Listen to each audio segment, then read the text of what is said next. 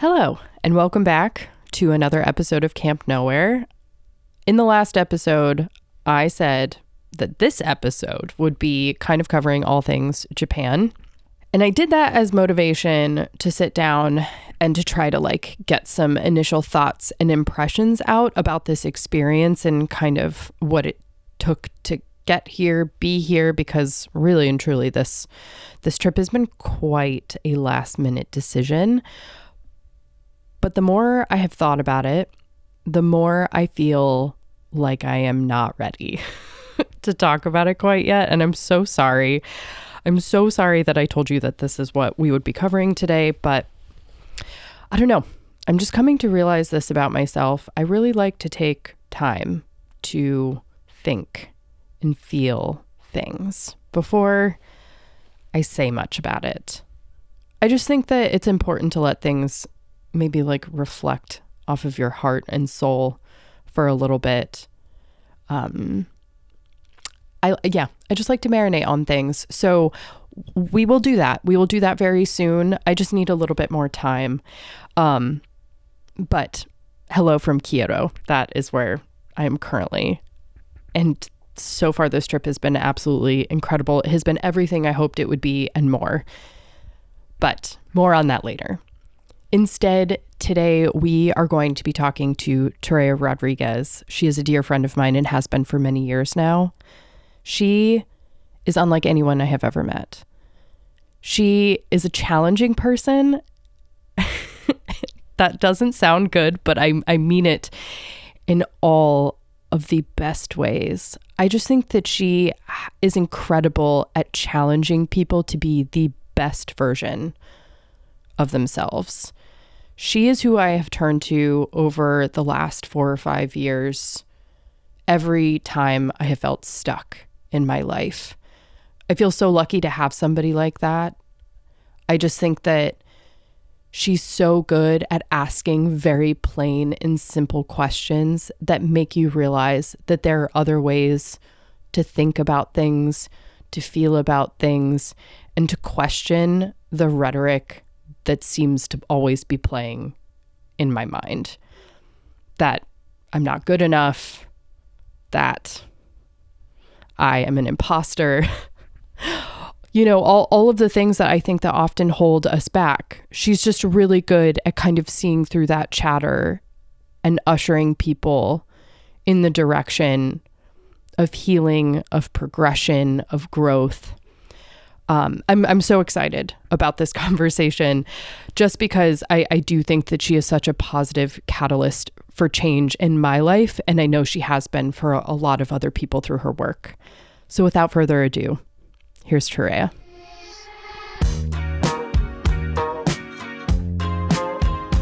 Something that I just feel like I have to make publicly known that I just really admire about you is this sense of near constant personal evolution.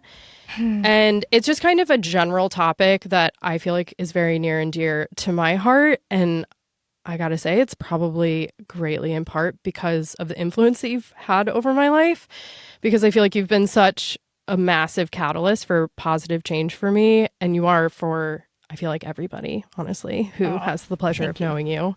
Thank you. But I think it's a topic that's near and dear to both of our hearts. And I thought it would just be kind of a fun one to discuss with you, because I just feel like there's so much to be learned and to be had, honestly, on the other side of change. And I think that a lot of people, myself included, have historically felt very stuck behind somehow coming to the realization that there needs to be a change in your life. And there's a big gulf between realizing, or maybe even not realizing, that you need to make a change in your life and then ultimately making it. Yeah. So to that end, I wanted to ask you, what was one of the first major life changes you remember having / making? Probably one of the first major changes was transitioning it's kind of a personal one, but also like a normal formative year type transition. So when I was 16, so I grew up with just me and just my mom. So single parent, single child. And we grew up on she didn't grow up there, but you get the idea. So I grew up on this horse ranch in Colorado. And my mom, at that point, she was having issues with arthritis in her hips and she needed to have full hip replacement. I was just barely 16. We had to move off the ranch and into like town life. And so that meant that I had to give up my horse. So we started off this conversation talking about the Olympics and dressage and everything else. I was competing nationally in horse shows with my horse at that time. And I loved it. It was my thing. It was my identity. And here we are. I'm switching high schools. I'm moving into town from a ranch. I'm having to give up my horse. And part of that too was in 2 years I'm going to college. So it was going to happen anyway. But I would say that is the first time that I was faced with kind of a major identity reinvention, if you will. Yeah. Was that, I mean, I'm assuming that was difficult. If you knew that change was coming because you were ultimately going to be going to college, but you felt like you probably had more time, right? Totally. I was like, I've got 2 more years that I can compete before this happens. Yeah. And then, my mom's health kind of took a turn that we needed to do that. The weird thing, though, is people do ask me that question. I imagine that was hard. I think for me, because of the way that I've looked at change, and I was telling somebody the other day that nature raised me, basically. And I think I've learned a lot. From a young child, I learned a lot about seasons and seasonality and that things are always in this constant state of flux. So when people ask me, like, was that hard? I don't remember it as hard. I'm sure it was hard. Look, I went to a new school at 16, my junior year. It's like you're the new kid. You got to find new friends. I'm familiar with that feeling. You've moved around enough, so you know that feeling. So yes, was that part hard? Sure. But the identity piece of it, I think was my first foray into how do I identify my personality? And I think, when you're 16, everybody's trying to question that. Like, which group do I fall in? Do I fall into the, like, punk rockers? Do I fall into the jocks? Do I fall into the populars? Like, who do I fall in with? And I think that was just the first time where I recognized, like, oh, I can kind of set my mind to what I want and just go that way. And I think that is where I've always kind of recognized, like, oh, change is about that. You decide what it is you want, and then you start going for it. I feel like, well, no, I don't feel like. I know I'm very envious of that. I wouldn't say that's a very, very cool thing to have be your gut instinct, because particularly if it was something that you've been doing from a young age, it's impossible to not wrap your identity around it, particularly if, your entire past is that one thing. And then if it's something that you have aspirations in, as far as you're concerned, your entire future is wrapped up in whatever that thing is too. And then when you decide to step away from it, yeah, it can be a little bit alienating. But I think that you're right. It was all kind of happening at a time for you that, I don't know, maybe it's just like built into being 16. Kind of. I mean, it's going to happen naturally at that part of our life anyway. So, from a timing standpoint, it felt kind of normal. But there were definitely some jarring things. Like, instead of after school going to the arena and practicing with my horse, it's like I had to learn new activities. And I think for the first time, it really kind of gave me a little bit of freedom, if you will, to start actually exploring other things and other interests instead of it being so mono-focused around horses and training and, doing that all the time. I picked up a camera and I was newspaper photographer for a little while, and so I got to explore a lot of different things in those last couple of years of high school, which I really do in hindsight appreciate. But there was always going to be a part of me that's going to call myself an equestrian. Always. Because it is part of my growing up. Obviously, this was a pivot that was out of the realm of your own personal control. But do you feel like when there is a major life change, life shift, that it's something that gets easier to do with time? I think the more practice you have with it, it gets easier to do with time. Fast forward several decades later, here I am, and I'm now calling myself an expert transformation guide because I've done this enough times. I've had enough unexpected, as somebody told me the other day, I love this, hard corkscrew turns to the left, right? I've had plenty of those unexpected ones and plenty of planned ones that I'm starting to recognize, like, oh, there's a process here that we can follow and we can go through it, and it does become easier.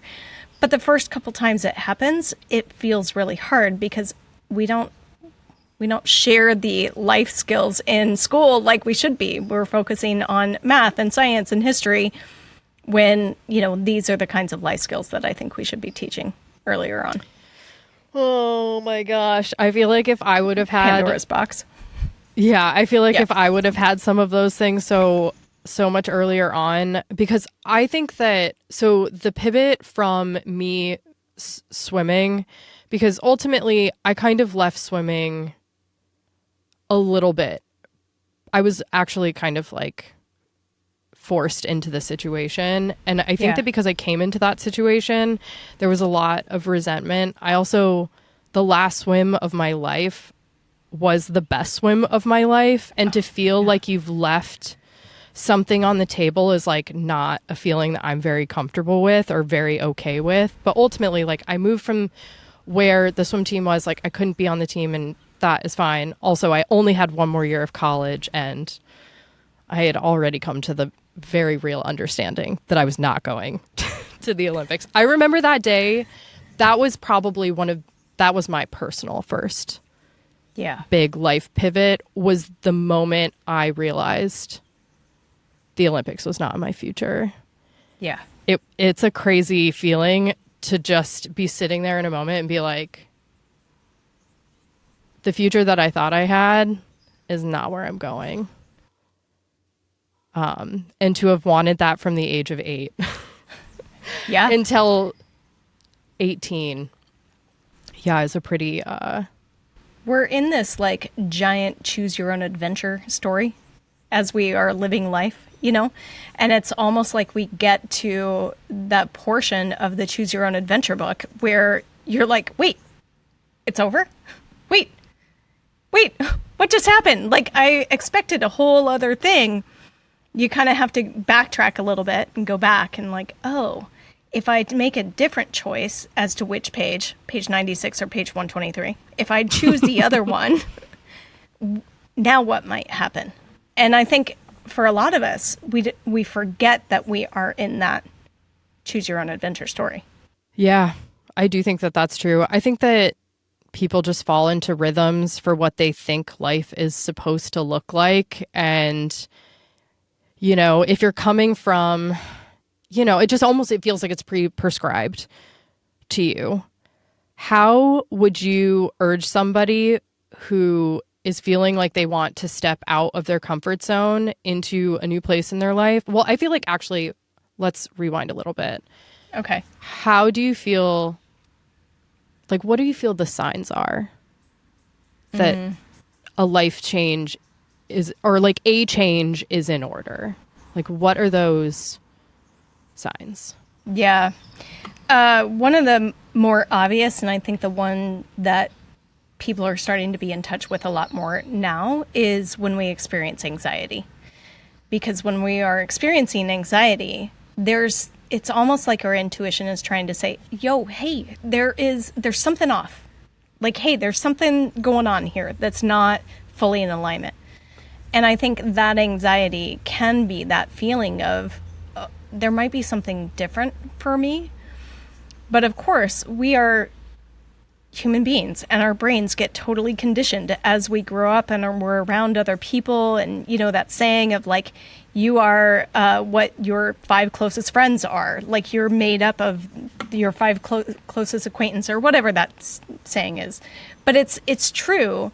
we get caught up in these stories and ideas that other people present to us.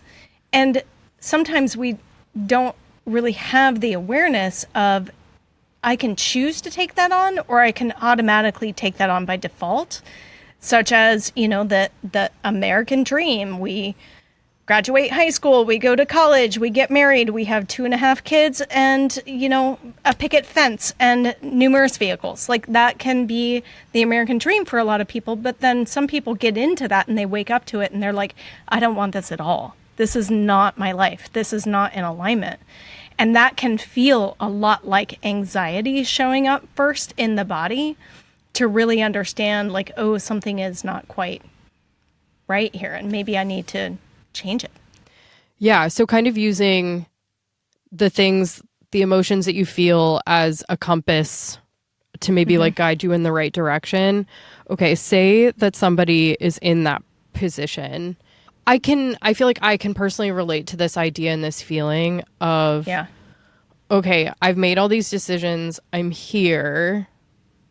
But like, how do you begin a pivot? Because I think that there's this feeling of stuckness, or maybe this feeling of, I've made these decisions and I just need to live with them. Like, how do you break that paralysis almost of just like, well, this is what's going on. Yeah. Yes, it's just going to keep going on. I think a lot of the stuckness comes from not clearly understanding what the next direction is, right? Yeah. So if we're feeling like we've made all these decisions, I've arrived here as a result of all of these decisions, yet I still really don't like it, we could choose to be like, all right, well, I guess this is the way the wind blows and I'm just going to go with it. Or we have to identify, what is it that we truly desire? What do we want?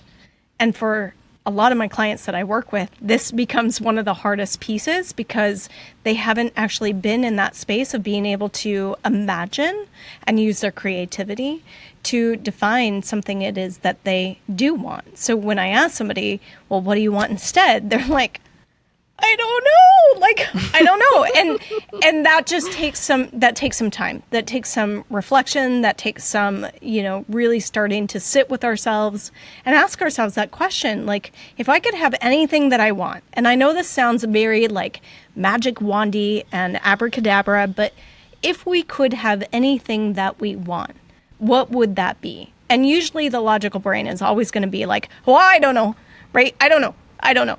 But we got to give it some time to start allowing that creativity to start to spark in, and ideas will start to come. And then we can start to play with, well, how do I resonate with that idea? Is it really strongly? Like, oh, yes, that's like an F yes, right? I don't even know if I can cuss on your podcast. Can I cuss on your podcast? I don't know if I can cuss on my podcast either. Okay. So I feel like if you feel so moved and so inspired, I dare you to be so moved and so inspired. Fabulous. Because I can almost guarantee that I will be as well. Cool. Because I tell my clients to look for the fuck yes, right? We want to have that resonant, like, all right, it's a fuck yes, or it's I'm kind of interested. And that's okay to be kind of interested. But if we're going to make a big pivot, it's got to resonate with us in a very strong way. And so that's kind of how I would describe getting somebody started. But it's okay not to have the answers too. Like, being okay in the moment of like, I got here, I'm not really liking it. Okay, that's okay. But now we can start the process of trying to figure out what's next. Well, as far as I'm concerned, I feel like trying something and realizing it is not for you is just as valuable as finding something that is for you, because it kind of just, in my personal experience anyways, it just feels like it's zeroing in your needle to point you in the right direction. It feels like by kind of sussing your way through the world in that way, it kind of just starts to point you, and then you start to maybe hit a little bit more accurately in the future. Absolutely. I have a friend who, I guess he's kind of like in the van life space or whatever.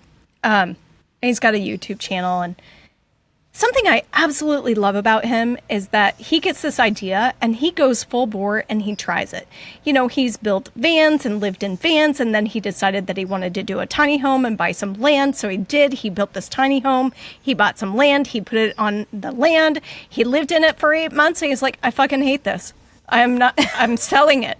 You know, and it's like what I love about him. He gets so much criticism for quote unquote changing his mind all the time.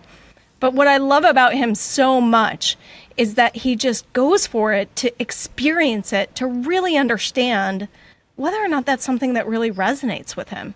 And, you know, now he's on to the next project. But I'm excited for him because eventually, one of these days, he's going to figure it out. I love people who are always brave enough to try things that intrigue them. I personally find it to be wildly inspiring, and I just think it's such a cool thing to never feel afraid of failure because, again, what I think there's a book like Fail Up or something, and I feel like that's all that is like you're just like, all right, well, I also see jumping all over like that as like being unwilling to settle, and that is something that speaks so deeply to my heart. Is just like, don't settle for anything less than what like lights your soul on fire. 1,000%. And I think we see too many cases, and we all know these people in our lives, but we see too many cases where people just accept that the world is the way that it is, and that they were dealt a certain kind of hand in the cards, and that they've got to play the hand. And I am not minimizing people's circumstances. I don't want anybody to misunderstand me, because we all have circumstances. Yeah. It's our response to those circumstances and how we respond to those circumstances that allows us to have this enthusiasm for what we do have. Because some of us are going to be dealt a certain hand, right? And some of us might have different circumstances or different opportunities or privilege. But it is one of those things where we can see that mindset of some people just accept that this is how it is and they have a certain quality of life. But I don't know. I guess that I've always just had this like desire, if like I'm going to spend my time on this spinning ball of rock that's going through space 1,000,000 miles an hour, I'm going to make the fucking most of it, because I don't want to be bored and I don't want to have it be mediocre either. That's just me. Yeah. You just want to fill your life with experience and joy and I don't know. Every single day, as much as I can. Every day. Even though I still have my downs and I still have my sads and I still have my cry fests and all that stuff. But yes, that's how I choose to live. I was going to say, I feel like crying. It's a lifestyle, bro. That's right. That's right. Holy shit. Yeah. This episode of Camp Nowhere is brought to you by Red Arc. For the last 4 years on the road, our entire life has been running on Red Arc's power management systems. Whether we're charging our camera gear, powering Starlink for remote work, or making this podcast in the middle of nowhere, Red Arc always keeps everything running smoothly. They've spent decades perfecting their products based on customer needs, putting in countless hours to design and test the toughest mobile power solutions out there. Born in the rugged terrain of Australia, Red Arc has been leading the way in mobile power solutions for 45 years. For more information about reliable off-grid power, go to headnowhere.com/redarc, which can also be found in the show notes.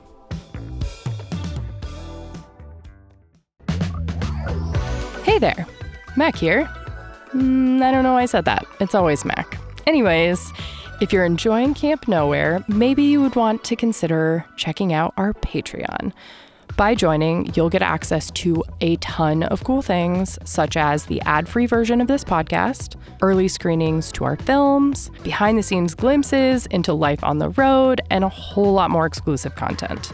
Plus, your support helps us keep creating and improving as multifaceted storytellers. We legitimately could not do it without you, so a big thank you to everyone who has already joined us in our sunny little corner of the internet. If you're curious, take a spin around at headnowhere.com/Patreon. See you there. One thing that I personally have experienced a fair bit of when I have been kind of in the midst of change is every once in a while, it just feels like you have lost your tether to everything. Like everything feels big, everything feels scary. You're not really sure which foot to even put forward. When you get into those moments where it feels like it would just be easier if you took the easier route and decided to either, do nothing about the situation, what have you, like what are things / tools that you feel like can help in a moment to continue to pass through the phase of being uncomfortable in that way? What you're describing is what I call up level, right? We're in this phase of up leveling ourselves. And when we are up leveling, it can feel like we are in the void. It can feel like we don't know which foot to put forward. And it can feel like everything is crumbling around us. And for some people, depending upon their transition or their change or whatever they are working on, that might mean that they are, changing up relationships, like significant ones. That might mean that they are literally like demolishing a house and rebuilding a new one. Like it can definitely feel very uncomfortable. In those times of up leveling, when it does feel very wonky, there's a couple things that I always recommend. One, make sure that we are keeping our nervous system fluid, right? You know this because I know you've been through some of my programs where we don't want to be stuck in that fight or flight. We want to also be practicing parasympathetic tools to be able to have our nervous system have that fluidity. So number one, making sure that that is there. And number two, just recognizing it for what it is, like, oh, it's an up level. Because when we change, oftentimes it's lovely when our partner can change with us, and it's lovely when our friends can change with us, but oftentimes that change for us is internal, and the people around us don't change with us. So now it's hard to connect. Like we have to redefine the way we communicate with people. Like it can be really, really wobbly. But to remind ourselves that this is a normal piece of it, and also to remind ourselves that this is the time where a lot of people turn around and go back to comfort. They go back to comfort, and that's what keeps them in that space of mediocrity, right? That keeps them at a certain level because comfort is better than the uncomfortability of the up level. A, remind yourself this is normal. It's going to feel wonky. It's going to feel weird. B, really start to keep your nervous system in check and resilient.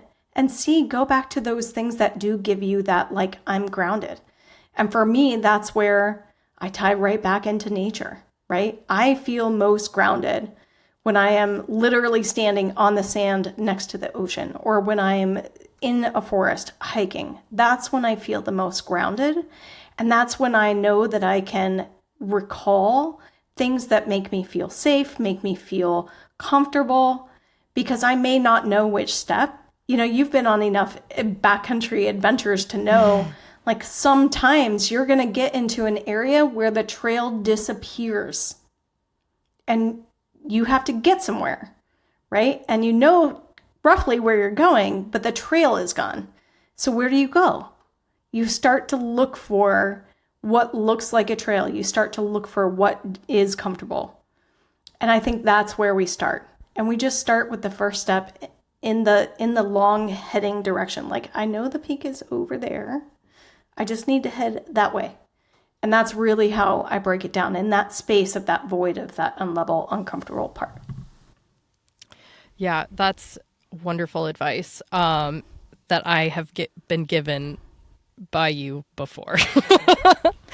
Because this comes around. This is what happens when we do changes, and it comes around, and every time I get into the unlevel, I'm like, what is going on? My life is falling apart. And then I remind myself it's not falling apart. It just feels like it's falling apart because I just got through a huge growth period.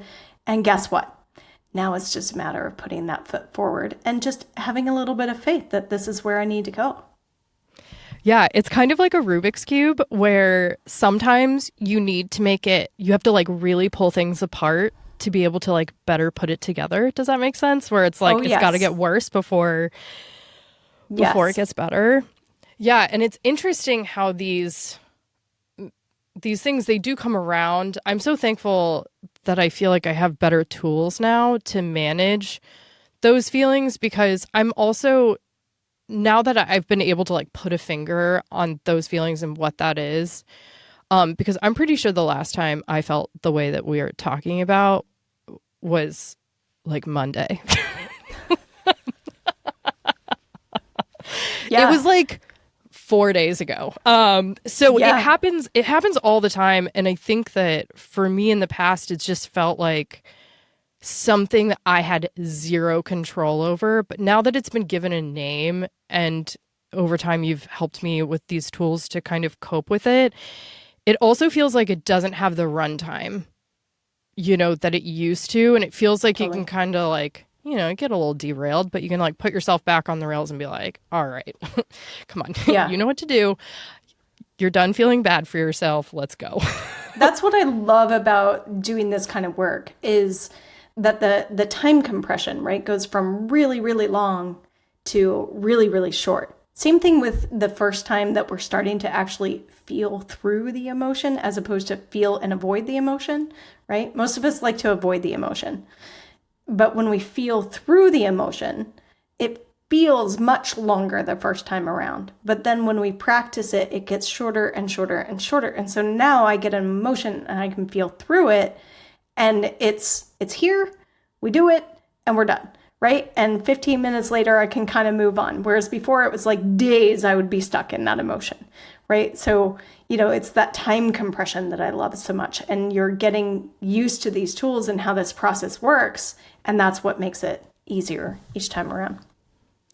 Yeah, absolutely. And I think that I'm a lady who also likes to call out the areas that they still need to work on. I would say that space for me at this point in time is the time between starting to feel like that and realizing that's what's going on. That's, I feel like, something that's still taking me a little bit of time to like Yeah. recognize that something is changing. It's good change. I'm the one who started this change. This is a direction that is good for me, and I do want this. And this is just what I have to go through to Yeah. get to the other side. Yeah.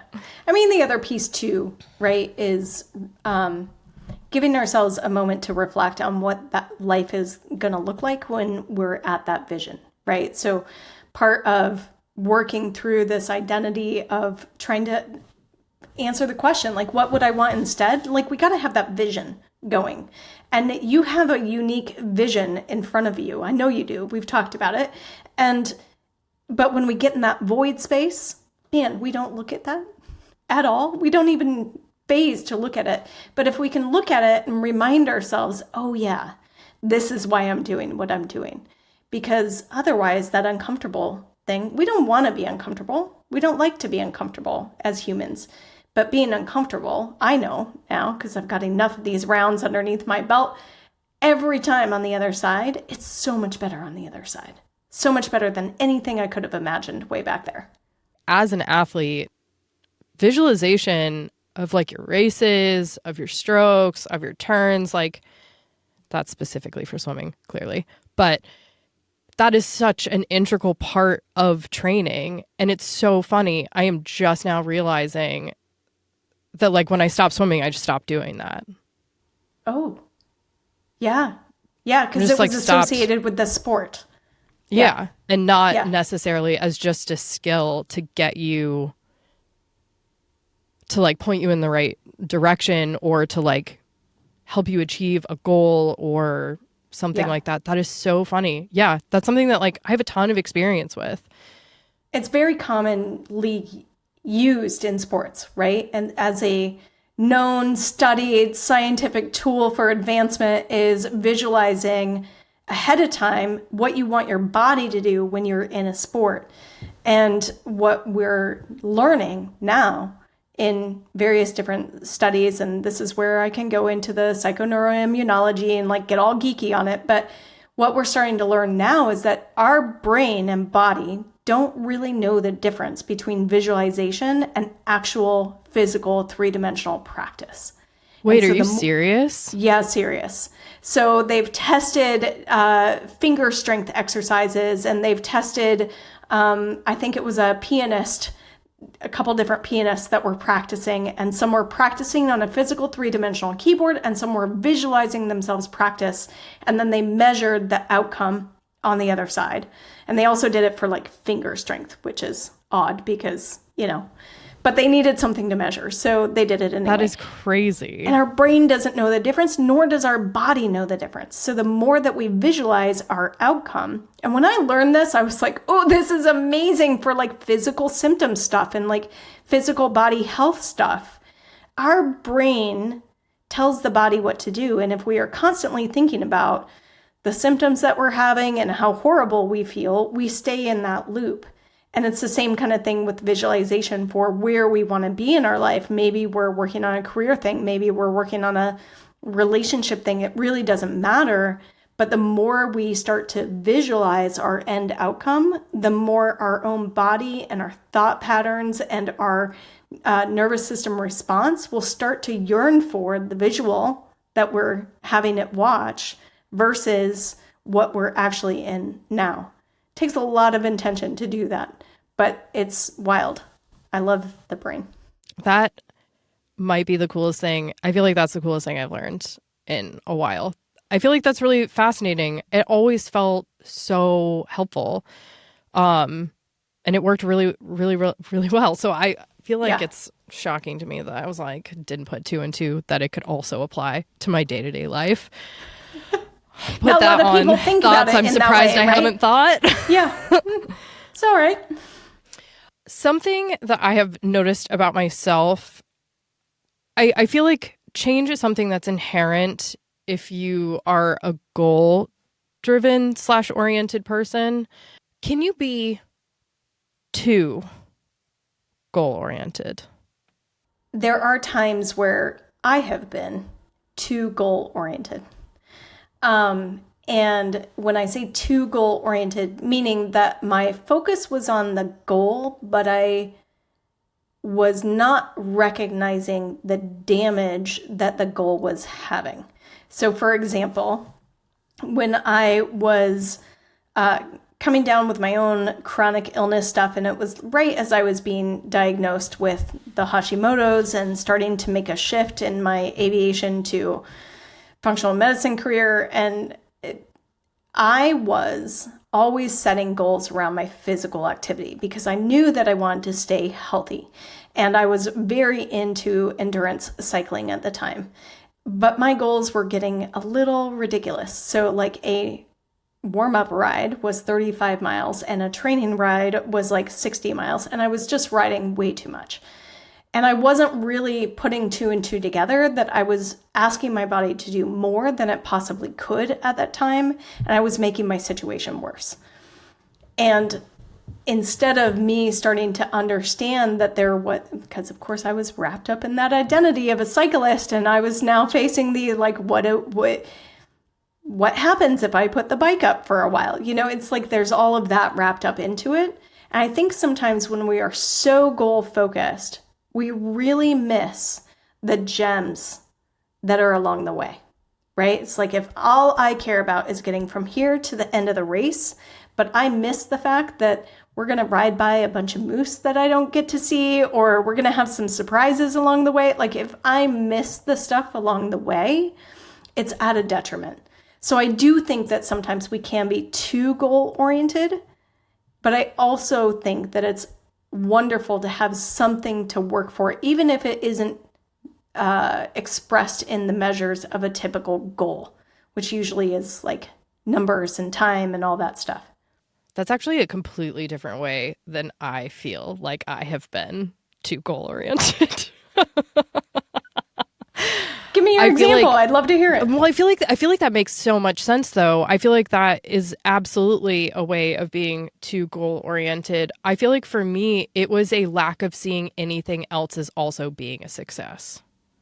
Oh, yeah. We can get mono-focused on one thing being the definition of success, right? And and then we miss all those other things that are success. I talk a lot about abundance with my clients. And sometimes people interpret abundance as money. And yes, that is one definition of money. But if we are looking to add more and more abundance into our life, we've got to be able to recognize all the other forms of abundance, not just the financial form of abundance.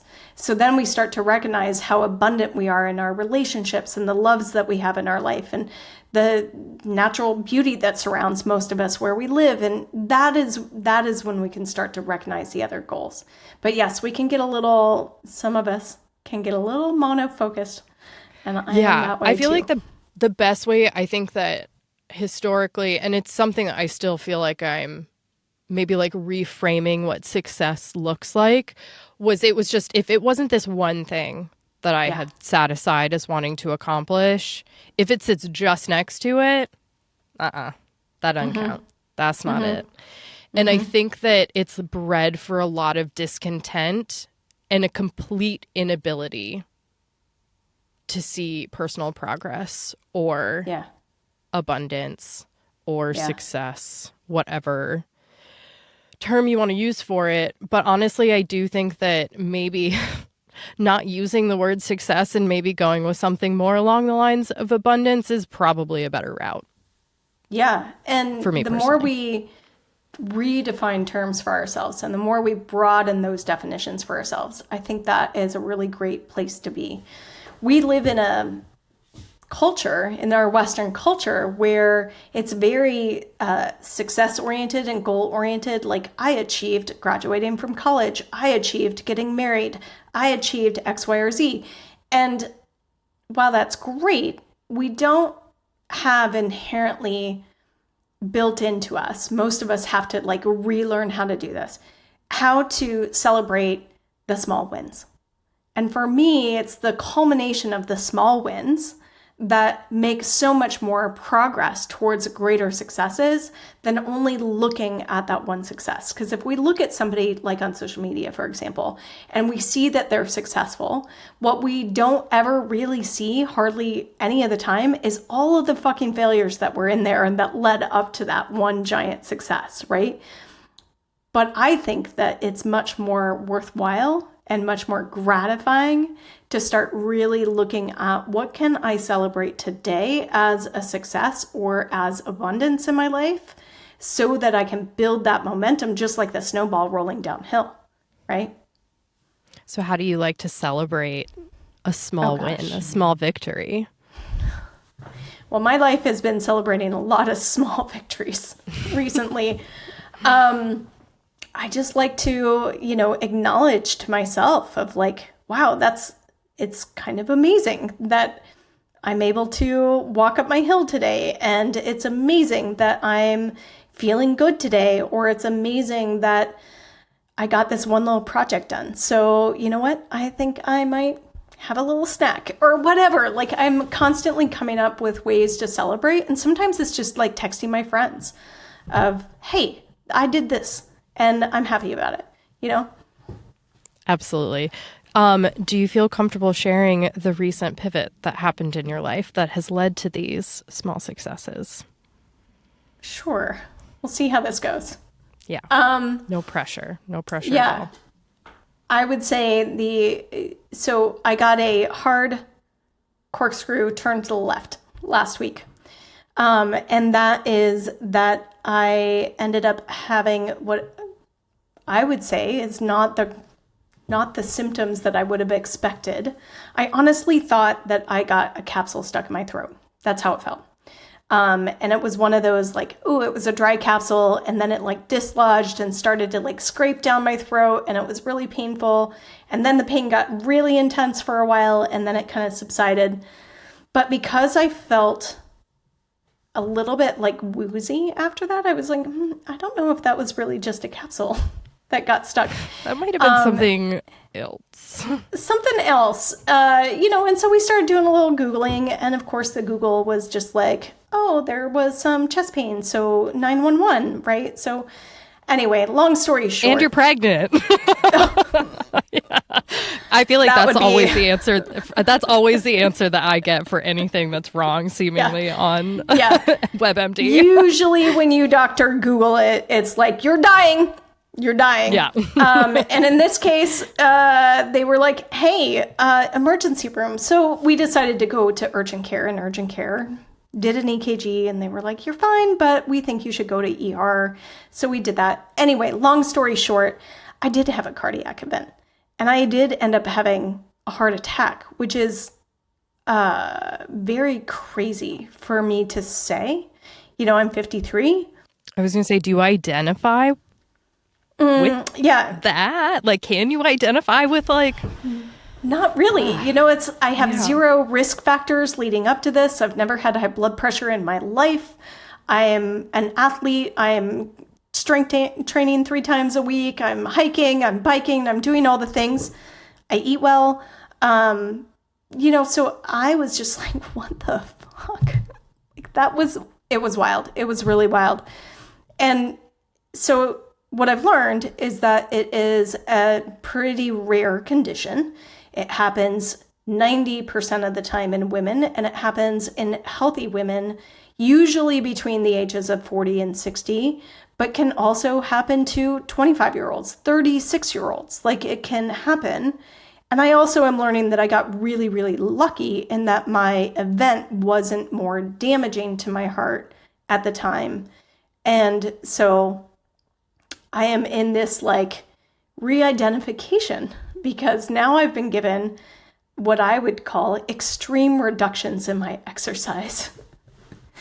And I'm not arguing this time. I'm following the directions. I've learned the lessons. I've learned.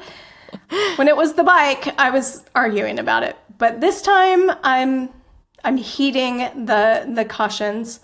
And they think it's going to heal on its own, but I am on new medication. So I'm in this other, like, I didn't want to be the person who had 5, prescription bottles on her counter, but here I am. I have 5 prescription bottles on my counter, and I'm like, okay, what do I do with this?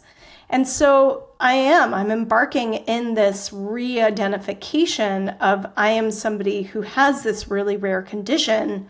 How can I use this in a way that's going to allow me to create the next chapter of my life versus allowing this to define who I am? And it was nice because the cardiologist basically said the same thing. He's like, you could let this diagnosis define you and have it ruin your life, or you can have it help you define the next chapter of your life. And I really, really appreciated him saying that, because this is the kind of stuff I say to my clients, but to have somebody right there say that to me, it was like, oh yeah, it was a reminder. Like, this is just a pivot. And I've done this 1,000 times, and I know how to do it. And do I know what the end goal is going to end up looking like? Not really, not yet. It's too soon. And I'm also celebrating the small wins of, yeah, I got to hike my normal, morning route up a hill today. And, it's like, and I didn't have a panic attack, because you know what? The reality is right now I'm hyper vigilant about every single sensation in my body. And I think it's happening again. And I have to talk myself off the panic attack cliff on a regular basis right now. And so I'm getting those skills. And so I'm really in that space of like celebrating those small wins, and at the same time, giving myself the space and the grace to be sad and to be scared and to have those feelings and know that my days are going to look like talk myself off an anxiety cliff. Awesome. Let myself cry a lot. Awesome. Call a friend and laugh a lot. Awesome. And then maybe have a client call. Great day. All in a good day's work. Yeah. Right? So you just go with it. Excellent. Well, I am obviously so, so happy that you are not only okay, but you're looking at this, I feel like, at the healthiest possible way that you could. And I think that that's a beautiful sentiment, to not let it define you. Instead, you get to work together with your body and figure out what the next step forward is. And I know that obviously, whatever that's going to be, like, it's still going to be amazing. It's still going to be fun. You're still going to be outside. Like, all the good things are still very much alive and well. Though I do understand, I'm sure it's very daunting to try to get back on said horse. Well, you're talking to an equestrian, so it's not daunting for me to get back on the horse. Oh my gosh. Did you see that little natural but knowing segue I did? Yeah. I loved it. I did that. I loved it. Yeah, no, I'm used to getting back on the horse. Trust me. What I'm more cautious about is my zealousness in which I do so. So I got to be really careful about not running up said hill right now. Like, take it easy and give myself some space. What I have gotten very, very clearly in the last couple days that I've been really thinking through, how do I treat this next several months as I'm going through cardiac rehab and as I am healing from this? I had some choices. Do I not do work for a while? Do I continue to do work?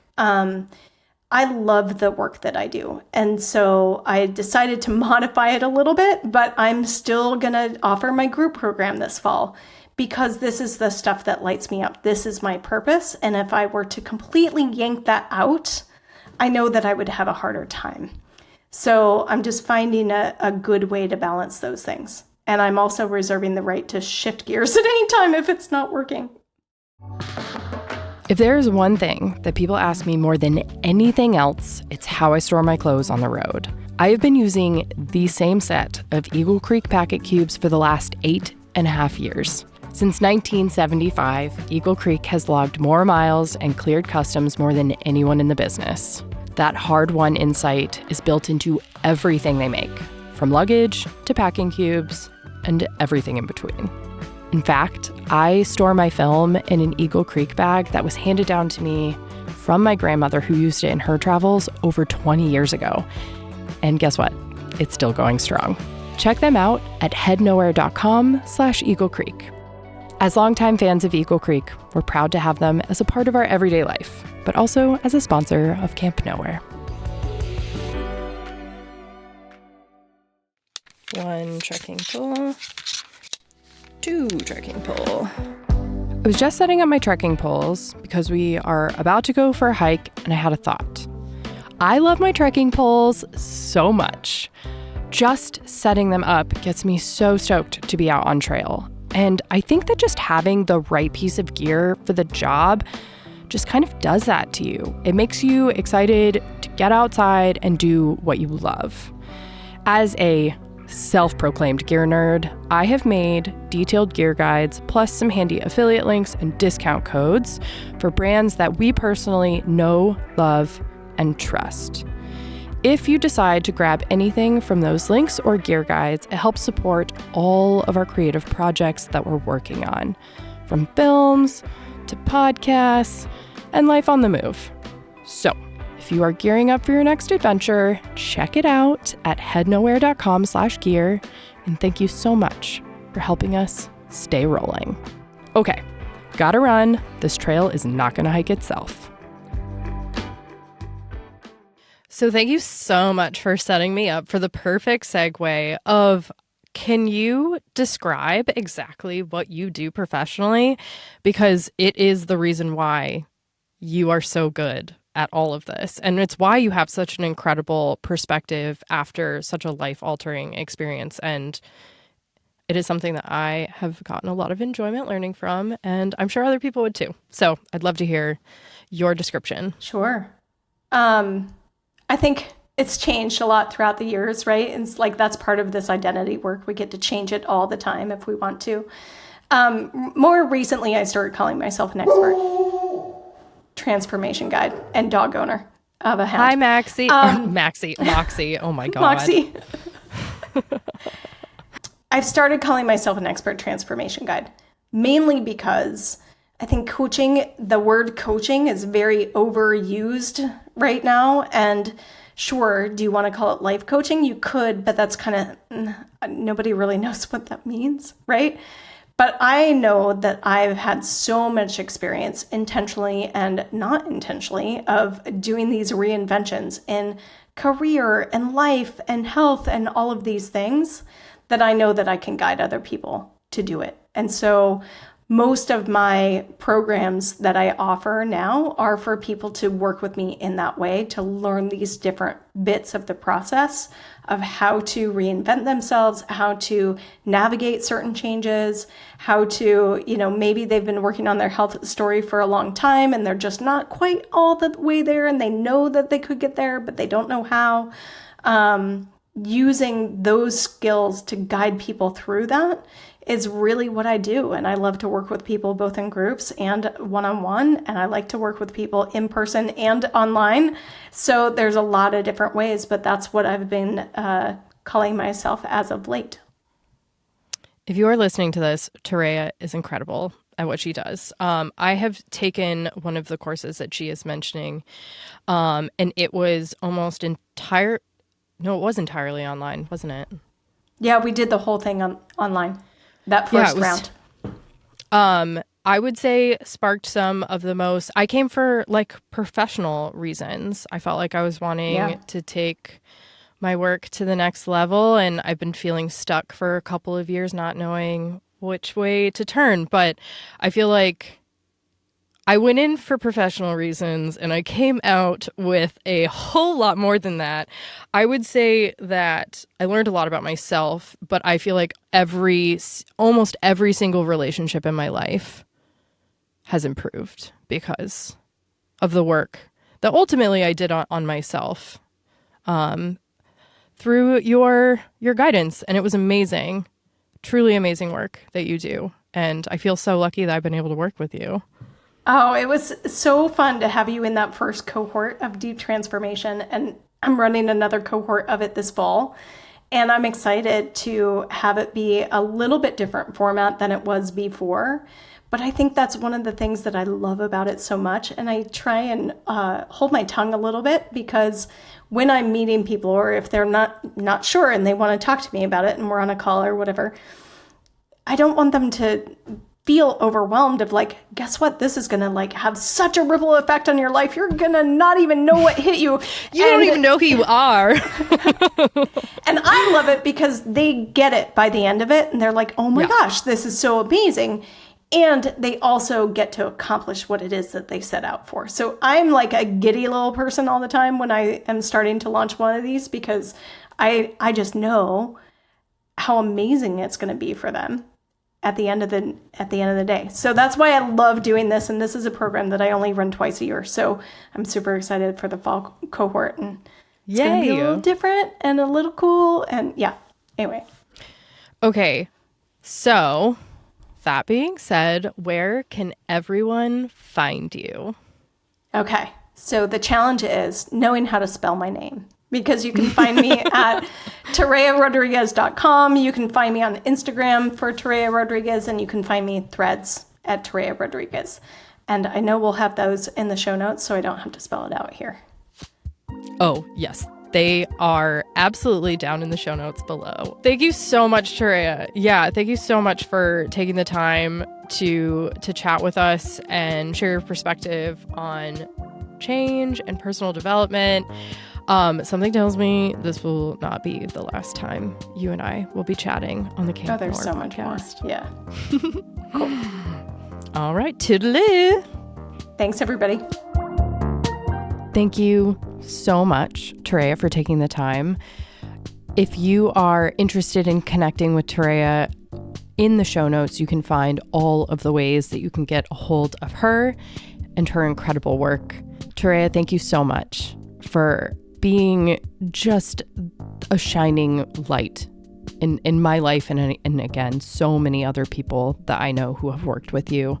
I honestly, there's been so many occasions where I feel like I don't know where I would be without you.